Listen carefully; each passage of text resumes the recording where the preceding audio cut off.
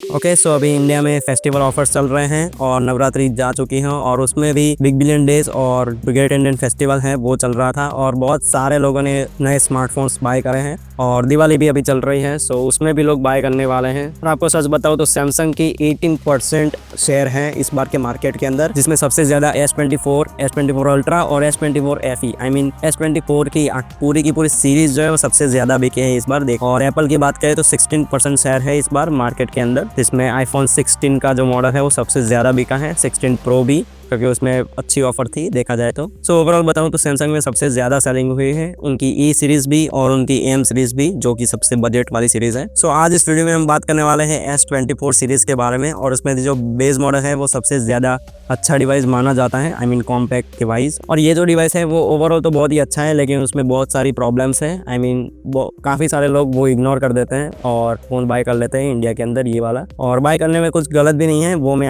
आपको वीडियो में समझाऊंगा। सो बिना किसी टाइम वेस्ट किए वीडियो में आगे बढ़ते हैं, लेकिन उससे पहले make sure to subscribe our channel and you are watching P60CS। Let's go. Okay so S24 की सबसे अच्छी चीज़ों के बारे में पहले बात करते हैं। सो सबसे पहले डिज़ाइन से स्टार्ट करते हैं। सबसे पहला कॉम्पैक्ट डिज़ाइन और प्रीमियम डिज़ाइन है, बहुत ही ज़्यादा, I mean solid premium body मिलती है आपको। और 100 एक्सपीरियंस जो है वो सबसे ज़्यादा अच्छा है इस फ़ोन के अंदर।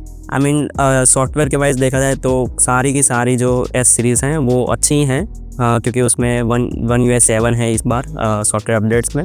सो 100 फील अच्छी देता है, लेकिन ये फ़ोन छोटा है साइज़ के अंदर देखा जाए तो 6.2 या 6.3 इंचेस की डिस्प्ले है। सो हाथ में ज़्यादा अच्छे से बैठ जाती है। बाकी डिस्प्ले की बात करें तो सैमसंग का आपको पता ही है कि सबसे अच्छी डिस्प्ले S सीरीज़ के फ़ोन के अंदर होती है। सो इसमें LTPO पैनल है, डायनेमिक एमोलेड 2X, जो 120 हर्ट्ज़ के साथ आपको देखने को मिल जाते हैं विद 2600 निट्स की ब्राइटनेस के साथ। और 3000 निट्स ECR का सबसे पीक है, जो iPhone 17 के अंदर आपको देखने को मिल जाता है। बाकी AI फीचर्स की बात करें तो सैमसंग में भरे पड़े हैं AI के features, I mean circle to search, I mean Google की तरफ से जितने भी आते हैं वो सारे के सारे अवेलेबल हैं। और सैमसंग की बात करें तो सैमसंग के कीबोर्ड के अंदर बहुत सारे मतलब ग्रामर के रिलेटेड या उसको कैजुअली लिखना हो, मतलब प्रोफेशनल लिखना हो, तो वो सब आप कर सकते हो ईजिली। और ऑब्जेक्ट इरेजर या तो ऑब्जेक्ट फिल करना हो आपको इमेज के अंदर, वो सबसे ज़्यादा अच्छा होता है सैमसंग के अंदर। बाकी एक्सटर्नल ऐप्स भी आते हैं सैमसंग के अंदर, जैसे कि सैमसंग इनहेंस X करके एक सैमसंग का ही ऐप है, जिसके अंदर अगर आपके पास S सीरीज नहीं है फिर भी आप उसमें बहुत सारी चीज़ें कर पाओगे।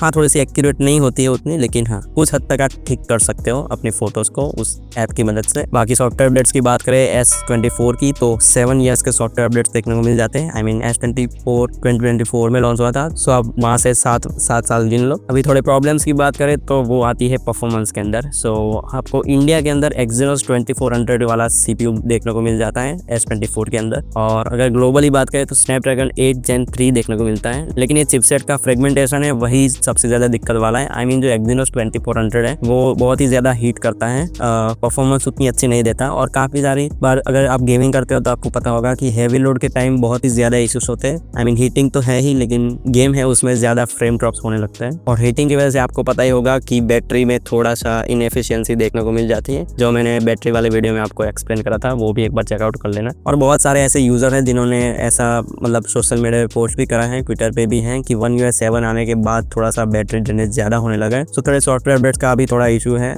लेकिन उतना ज़्यादा नहीं है, सारे मॉडल्स के अंदर भी नहीं है। कुछ मॉडल होते हैं जो उतने ऑप्टिमाइज कोई बार नहीं चलते हैं उसकी वजह से। सो Exynos 2400 वाला जो वेरिएंट है उसमें दिक्कत है। अगर आप बाहर से मंगवा रहे हो तो स्नैपड्रैगन देखने को मिल जाएगा, तो उसमें थोड़ी सी दिक्कतें कम आएगी।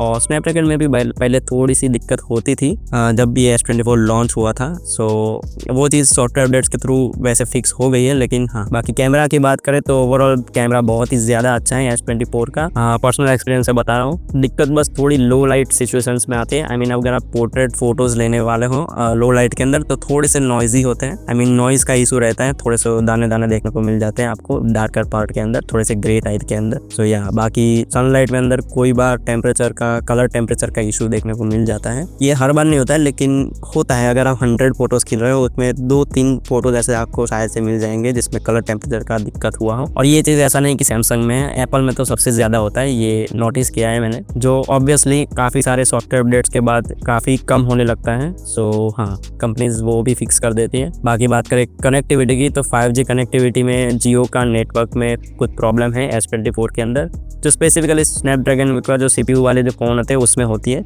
आई मीन किसी ने बाहर से मंगवाया है S24 तो उसमें स्नैपड्रैगन होगा CPU। सो उसमें 4G प्लस करके हो जाता है, 5G एक्यूरेट नहीं मिलता, जो स्पीड होनी चाहिए 5G की वो नहीं मिलती, 4G प्लस दिखाने रहता है काफ़ी सारी बात। और ये चीज़ एक्सिनोस में नहीं है, शायद से इंडिया के नेटवर्क के ऊपर उन्होंने ऑप्टिमाइज करा हो हो सकता है ऐसा चीज़। सो इतनी चीज़ें हैं। पहला तो परफॉर्मेंस, थोड़ा कैमरा में इशू है, बैटरी और हीट का थोड़ा इशू है। बाकी ऐसा नहीं कि लोगों ने S24 का बेस मॉडल ही खरीदा हो, S24 FE बहुत ज़्यादा बिका है और उसका भी एक रीज़न है कि उसमें काफ़ी सारी चीज़ें S24 से बेटर मिलती है। आई मीन प्राइस है वो उससे कम है S24 बेस से, और स्क्रीन साइज़ ज़्यादा है, 6.7 या 6.8 इंचज़ का आपको देखने को मिलता है, और ओवरऑल साइज़ भी बड़ा है तो बैटरी भी बड़ी मिलती है, और Exynos 2400E मिलता है, नॉट Exynos 2400। सो थोड़ा सा लाइट वर्जन है 2400 का। सो हाँ, परफॉर्मेंस में थोड़ा सा स्लो चलेगा एज़ कम्पेयर टू S24, लेकिन उतना ही पावरफुल भी है, ऐसा नहीं है कि बहुत ही ज़्यादा दिक्कतें आएगी। सो ओवरऑल आपको बताओ तो अगर आप पावर यूज़र हो और कॉम्पैक्ट लवर हो, आई मीन छोटा मोबाइल चाहिए लेकिन पावरफुल चाहिए तो S24 ले सकते हो।